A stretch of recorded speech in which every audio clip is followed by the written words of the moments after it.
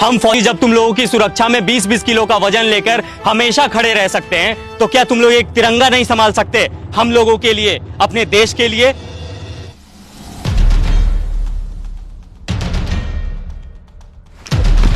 Ma'am क्या कर रही हो आप? क्या कर रही हो मतलब? इधर आओ। क्या है ये? अपने तिरंगे का अपमान? मैंने नहीं रखा इसे। हिंदुस्तानी फौजी की आंखें बाज से भी ज्यादा तेज होती है। चलो मान लिया आपने इस झंडे को यहाँ नहीं फेंका, पर उठा तो सकती थी ना। ओ फौजी तुम ज्यादा ज्ञान मत दे, औकात में रह अपनी औकात में ही हूँ। अगर मेरी आंखों के सामने कोई तिरंगे की बेइज्जती करेगा ना, तो आंखें निकाल लूंगा मैं उसकी। क्या सिर्फ हम फौजी का ही कर्म है तिरंगे की हिफाजत?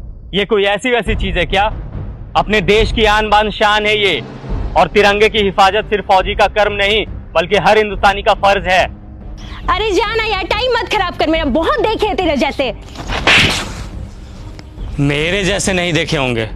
तूने एक लड़की को थप्पड़ मारा? लड़की को नहीं मारा, बल्कि बदतमीज लड़की को मारा।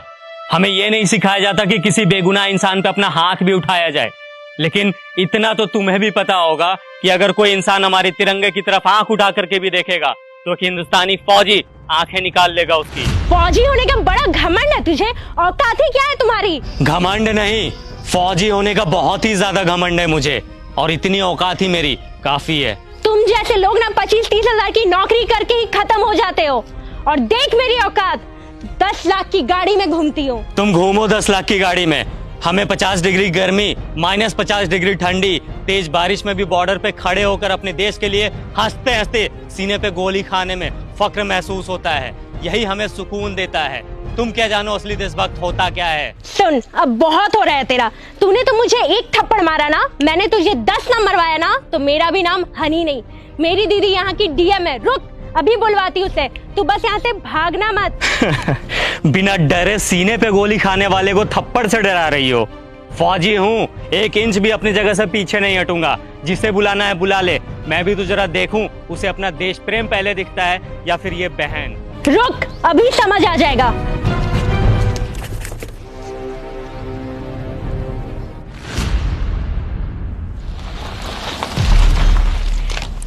दीदी, यही है वो इंसान जिसने मुझे थप्पड़ मारा है। कितना मारा? 1, वो भी बहुत जोर का। कम ही मारा था। तुम एक फौजी के बारे में बुरा भला बोल रही हो, समझ में आता है ये कौन है? मैम सॉरी, बट शायद आपकी बहन कुछ ज्यादा ही मॉडर्न है। इसे तिरंगे की वैल्यू समझाने की जरूरत है। इसने ये तिरंगा इधर फेंका और जा रही थी। वो फट गया तो रख के क्या करती? अच्छा, फट गया था। 1 मिनट मैम।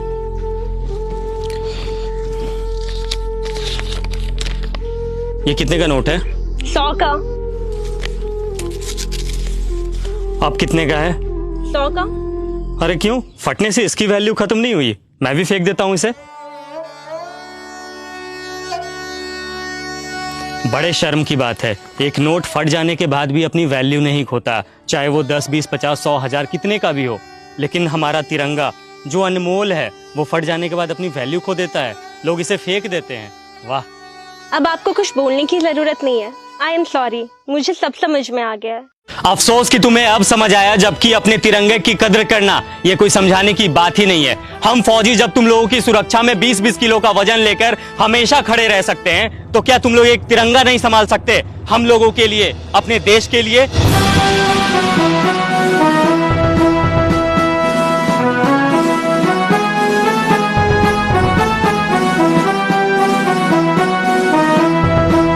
इस वीडियो के बाद शायद मुझे कुछ बोलने की जरूरत नहीं है। बस दोस्तों, अपने तिरंगे की और अपने जवानों की हमेशा इज्जत करना, वो भी सच्चे दिल से, सिर्फ दिखावे के लिए नहीं। जय हिंद।